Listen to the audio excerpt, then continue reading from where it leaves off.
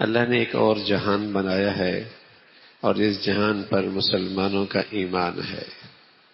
ایک اور جہان ہے جہاں ایک ہمیشہ کی اللہ کی رضا کی شکل ہے، وہ جنت ہے، اور اللہ کی ناراضگی کی ایک صورت ہے جسے جہنم کہتے ہیں. جب اللہ نے ان دونوں مخلوقوں کو بنایا، دونوں جگہوں کو بنایا، تو رسول کریم صلی اللہ علیہ وسلم سے فرمایا جاؤ ذرا جنت تو دیکھ کے آؤ. اور جب جبرائیل امین سے کہا جنت دیکھ کے آؤ، جبرائیل امین سے کہا جنت دیکھی. سبحان اللہ، بس اتنا کافی ہے کہ تمہاری آنکھیں ٹھنڈی ہو جائیں گی. اللہ نے وہ کچھ رکھا ہے اس میں کہ تمہاری آنکھیں ٹھنڈی ہو جائیں گی. فلا تعلم نفس ما اخفی لهم من قرۃ اعین، آنکھیں ٹھنڈی ہو جائیں گی. اور مختصر یہ ہے کہ بس تم کیا چاہ سکتے ہو، تم کیا خواہش کر سکتے ہو، بس تمہاری وہ ہر چاہت اور خواہش وہاں پوری ہوگی.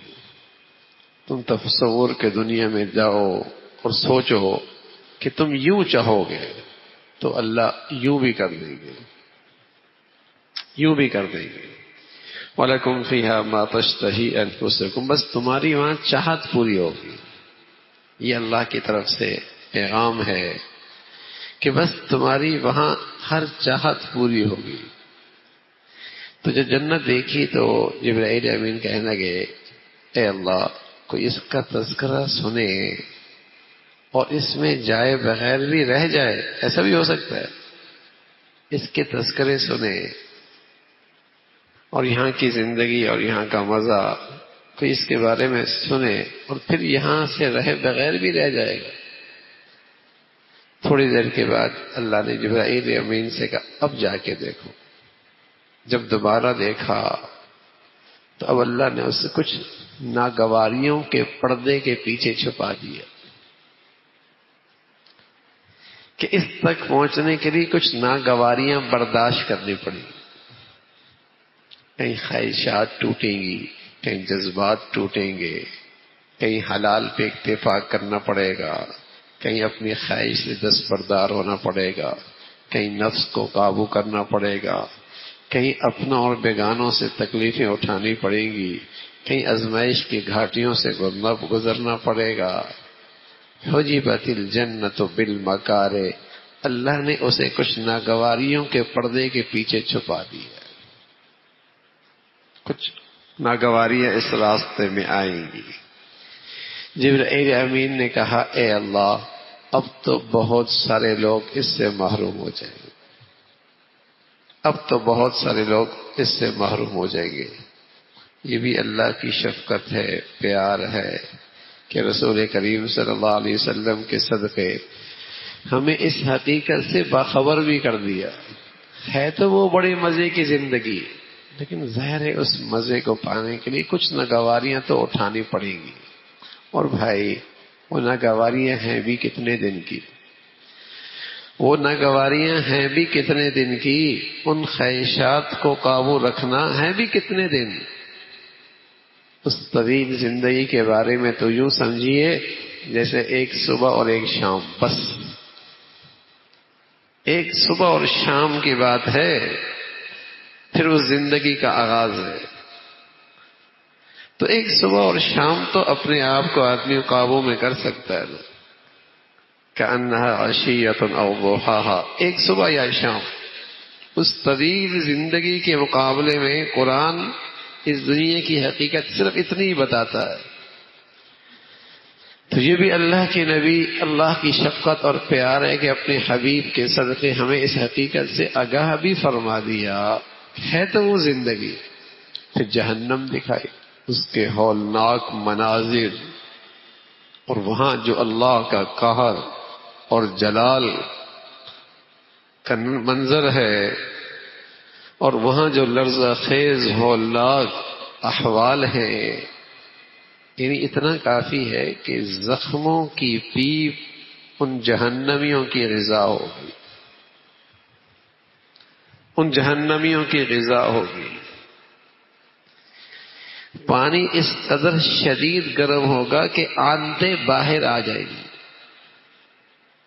کالمہل یغلی فی البطون کغلی الحمیم خذوہ فاعتلوہ الی سواء الجحیم. یہ تھوڑا سا منظر ہے، جیسے نیچے کا گندھا تیل ہوتا ہے اور اس کی گرمی اور شدت، اس کی گرمائش انتہا درجے کی، لیکن اس کی پیاس کی شدت اتنی ہوگی کہ اسے پینے پر بھی مجبور ہوگا.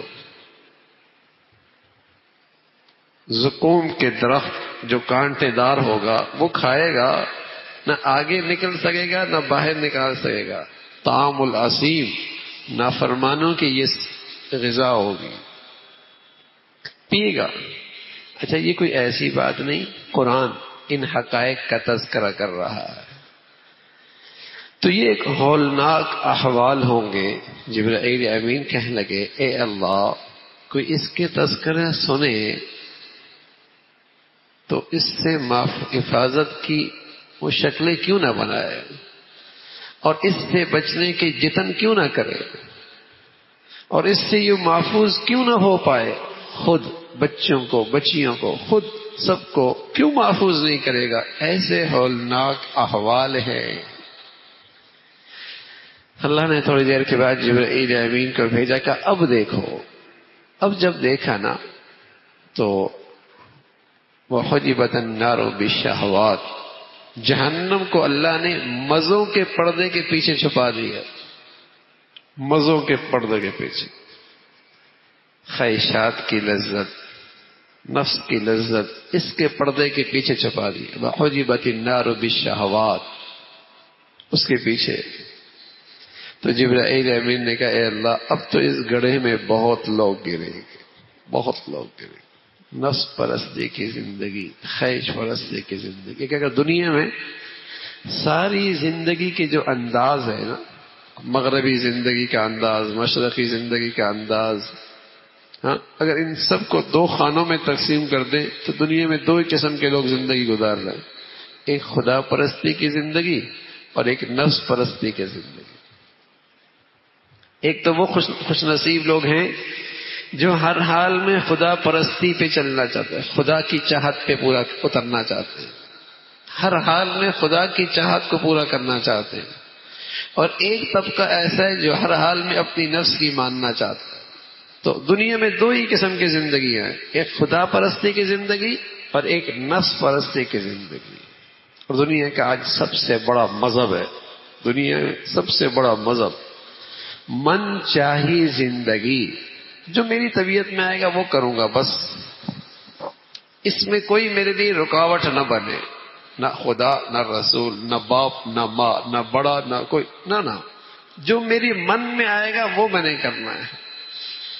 تو دنیا میں یہ دو زندگی ہے، خدا پرستی کی زندگی ہے، کچھ بھی ہو جائے میں نے تو اپنی اللہ کی چاہت پوری کرنی ہے. اور کچھ وہ ہے کہ ہر حال میں اپنی من کی ماننی ہے، نفس کی ماننی ہے، خواہشات کی ماننی ہے. اور اس خواہشات کی کوئی حد نہیں ہے. تو یہ کہتے ہیں نا میاں یہ پوری ہو جائے گی تو پھر بس، نہ یہ وہ بھوک ہے جو نہ مٹنے والی، یہ وہ بھوک ہے جو نہ مٹنے والی ہے، اس کی کوئی حد نہیں ہے. آپ جہاں بھی خواہش پرستی پہ جائیں گے اس سے آگے کا تقاضا کرے. یعنی دنیا میں بدی اور بدکاری با اجازت، اس کی اجازت ہے، لیکن بس نہیں ہے اس نفس کو. زبردستی یعنی کہیں حد نہیں ہے نا، کس حد تک حرام کاری کرے گا اس سے آگے بڑھے گا، اس سے آگے بڑھے گا. اس کا حل کیا ہے؟ اسے روک لو. تکلیف ہوگی لیکن پھر مزہ ہوگا. تکلیف ہوگی، جیسے وہ معصوم بچہ، بس اوقات ایک وقت کے بعد اسے ماں کا دودھ چھڑا دیا جاتا ہے. اگر کوئی کمی ہے بچے کو تکلیف ہوگی، پی نہیں دو تو بتائیے پھر کیا حال ہوگا. لیکن اسے دودھ چھڑا دیا جاتا ہے. تکلیف اٹھاتا ہے لیکن اس تکلیف کے بعد پھر آرام شروع ہو جاتا ہے. تو اسی طرح نفس پرستی کی زندگی ہے، اسے روکنا پڑے گا. اگر نہ روکا یہ تو جہنم کی طرف لے جائے گا. تو رسول کریم صلی اللہ علیہ وسلم نے فرمایا وہ احوال کوئی معمولی نہیں ہے، وہ بڑے لرزہ خیز ہے. جو میں نے دیکھے ہیں میں جانتا ہوں. اگر تمہیں پتہ چل جائے تمہارا تو ہنسنا ہی ختم ہو جائے، تمہارا تو ہنسنا ہی ختم ہو جائے. لیکن اللہ نے وہ سارے احوال پورے طور پہ پردے میں رکھے. اللہ کے حبیب صلی اللہ علیہ وسلم کے صدقے کچھ آگاہی فرما دی ہے تاکہ اس سے حفاظت رہے اور تاکہ جنت کی طرف جانا آسان ہو. اس لیے رسول کریم صلی اللہ علیہ وسلم ایک دعا سکھا گئے اور دعا سکھائی، اللہم انا نسألک من خشیتک ما تحول به بیننا و بین معاصی. اللہ اپنا اتنا ڈر دے دے، اپنا اتنا ڈر دے دے مجھے، اپنا ہمیں اتنا ڈر دے دے جو میرے اور تیری نافرمانی میں رکاوٹ بن جائے. تیرا خوف اتنا پیدا ہو جائے نا کہ میں گناہ کی طرف میرا قدم نہ اٹھے، تیری نافرمانی کی طرف میرا قدم نہ، اتنا خوف مجھے دے دے. اللہم انا امت کو آپ نے یہ دعا سکھائی ہے، اپنی امت کو یہ دعا سکھائی ہے. اللہم انا نسألک من خشیتک ما تحول به بیننا و بین معاصی. اللہ اتنا خوف دے دے، اپنا اتنا ڈر میرے دل میں پیدا کر دے کہ یہ آڑ بن جائے، رکاوٹ بن جائے تیری نافرمانی سے، تیری نافرمانی سے. جہاں میں نفس کی طرف چلوں، قدم اٹھاؤں، برائی کی طرف آگے بڑھوں، تیرا خوف میرے لیے رکاوٹ بن جائے. تو لرزہ خیز احوال رسول کریم صلی اللہ علیہ وسلم نے فرمایا ایک اگلے جہان میں ہے. یہ وہ چیز ہے اگر اس کا استحضار رہے تو آدمی اپنی نفس کو قابو پانے میں اس کے لیے آسانی رہتی ہے. اللہ رب العزت ہمیں اس زندگی کا صحیح یقین اور استحضار نصیب فرما دے.